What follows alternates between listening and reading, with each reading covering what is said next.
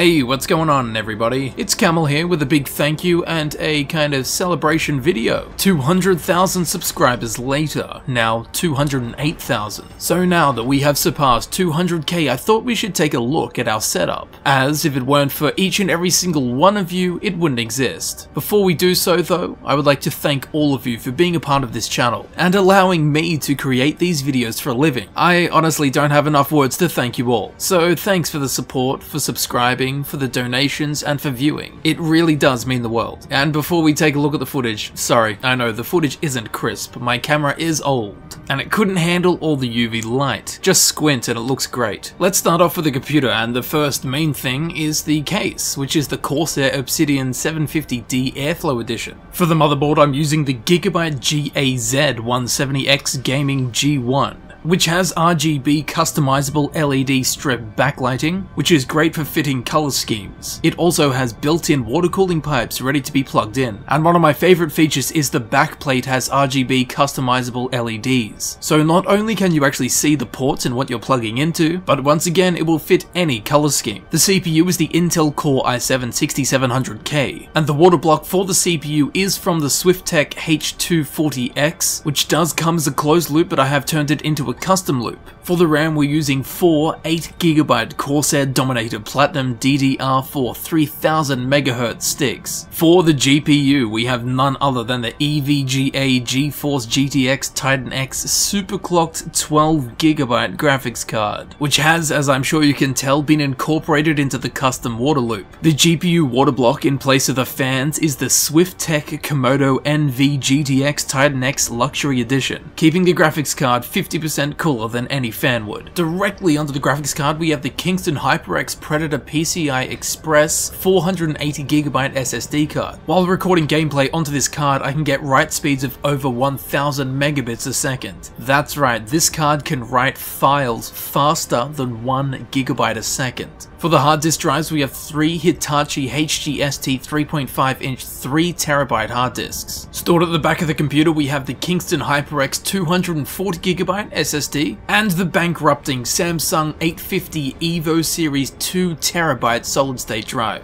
The only other thing of interest on the back of the computer is the cathode inverter, which is for the UV cathode inside the T-Virus reservoir. Up the top, we've got the bastardized radiator pump reservoir from the Swiftech H240X.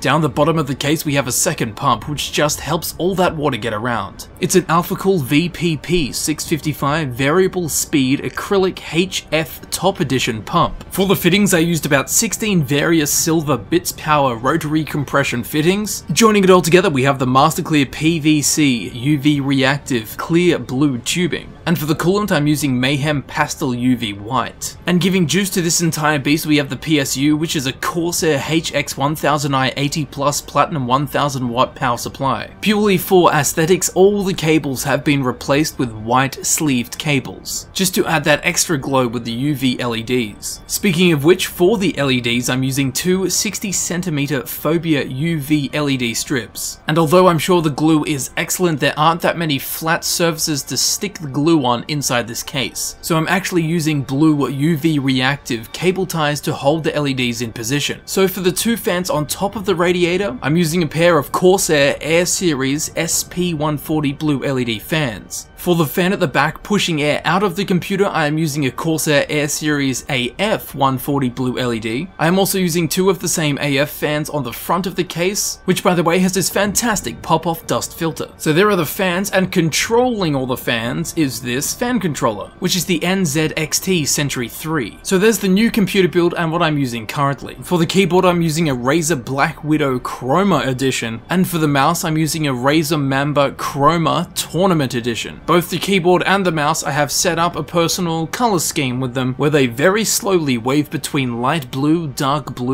purple, and light purple, to match the blue and UV color scheme of this whole setup. Easily one of the best gadgets in this entire setup is the 7-port USB 3 hub, which as the name would suggest has 7 USB ports. In terms of USB access, this makes life so much easier, as all of the ports for my PC are at the back of the PC and are not in an easy to reach place. case. So having this on the side of the desk makes life so much easier. It's also great because each port has its own individual on and off switch. So instead of unplugging USB devices constantly, you can simply turn off that USB port and turn it back on when it needs to be used. A really handy gadget that costs next to nothing. For the speakers, it's nothing special. It's an old pair of Logitech speakers. There's just the 2 speakers and the subwoofer, which is under the desk. And if I'm editing audio, I'll usually use these earphones. These were just some cheap earphones off eBay from China for like $2, and I've had them for 2 years. I like the idea of a good headset, but these things do the job perfectly. I also don't like wearing headphones because I've got a fat head and giant ears, and both get crushed severely. So these earphones are everything I need. For voice recordings, I use the Blue Yeti microphone. All around, this thing is great, and it pretty much does whatever you need it to do. Within its price range, it is easily the best microphone. I wouldn't be surprised if most of your favorite YouTubers use this microphone. It's really only ever on the desk when I'm using it, and when I'm not, it sits on top of my bin. I play any game I can on this controller, the Razer Sabertooth. Personally, I find games like Skyrim and Fallout 4 much easier to play with a controller rather than a mouse and keyboard. For my ES, I've got one of these AK racing chairs. Most streamers have one, and they are renowned for being excellent chairs, but personally, my back's never been worse since I got this chair. I don't want to say they're bad, but for my spine, not good. And on the floor here, got a nice patterned rug to save the carpet from getting destroyed by the wheels of the chair. And finally, the 2 newest additions to the setup, my new Acer monitors with NVIDIA G-Sync.